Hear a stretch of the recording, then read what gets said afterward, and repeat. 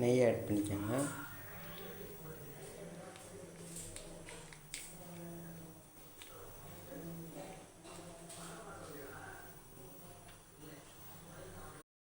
நெய் 1 டீஸ்பூன். தேவையான அளவு எண்ணெய்.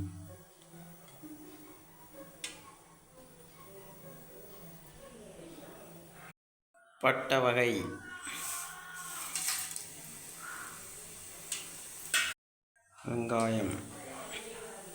வெங்காயம், பச்சை மிளகாய்.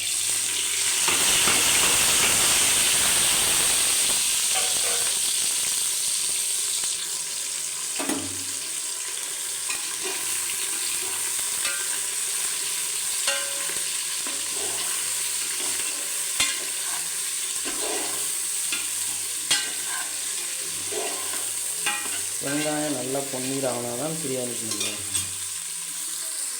200 கிராம் இஞ்சி பூண்டு விழுது.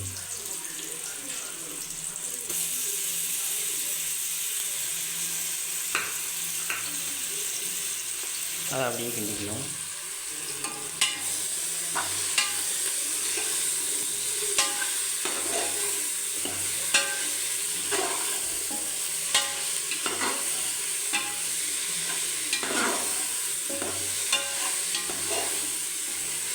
நல்லா பொன்னீர் ஆகட்டும்.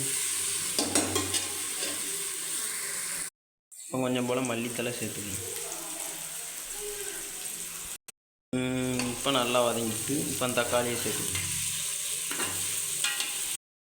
150 கிராம் தக்காளி.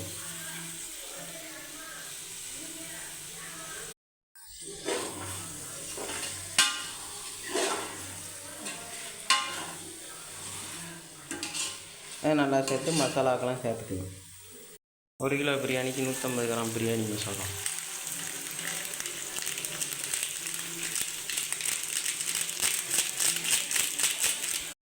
ஒரு டீஸ்பூன் மல்லி மசாலா.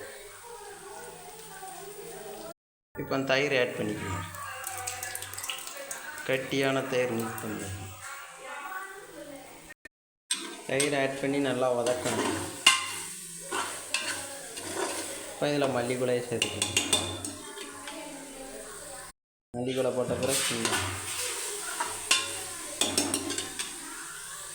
இப்போ கறியை ஆட் பண்ணிக்கணும். 1 கிலோ சிக்கனுக்கு தயிர் ஊற்றி ஊற வச்சு வச்சுருக்கேன் மிளகா பொடி போட்டு. அதை ஆட் பண்ணிக்கணும்.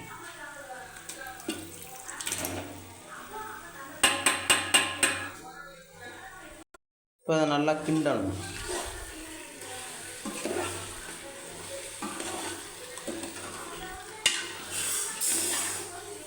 ஒரு கிலோ சிக்கனுக்கு 1 கிலோ அரிசி போட்டால் கரெக்டாக இருக்கும். நான் 1/2 கிலோ அரிசி எடுத்தேன்.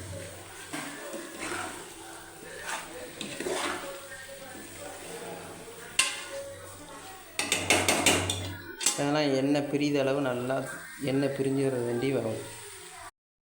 கொஞ்சமாக தண்ணி சேர்த்துக்கோங்க.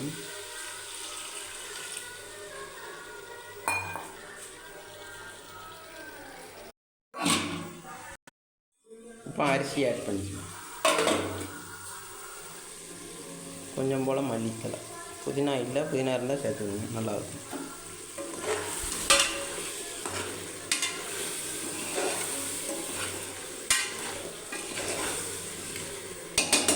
இப்படி எண்ணெய் நல்லா பிரிஞ்சு வரதண்டையும் விட்டால் தான் சூப்பராக இருக்கும்.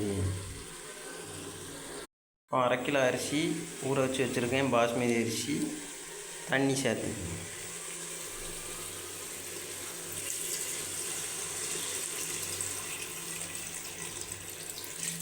தேவையான அளவு தண்ணி.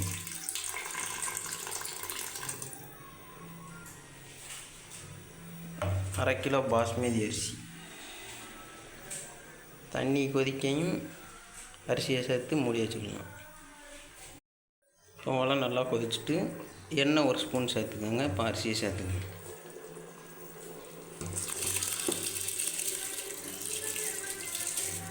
பாஸ்மதி அரிசி. இப்போ குக்கரை மூடி வச்சுக்கலாம். அதுக்கு 1 விசில் வச்சா போதும். அடுத்தது தம் போடணும், அது கரெக்டாக இருக்கும்.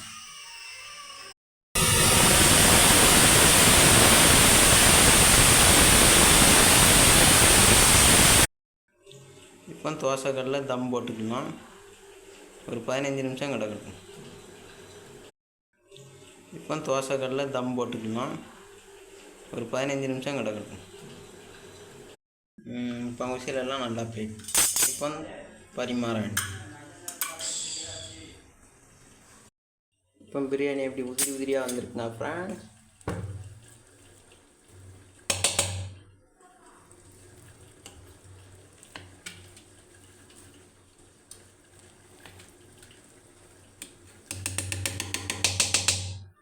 அவ்வளோதான். அருமையான பிரியாணி ரெடி. இந்த வீடியோ பிடிச்சிருந்ததுன்னா லைக் பண்ணுங்கள், கமெண்ட் பண்ணுங்கள், சப்ஸ்கிரைப் பண்ணுங்கள்.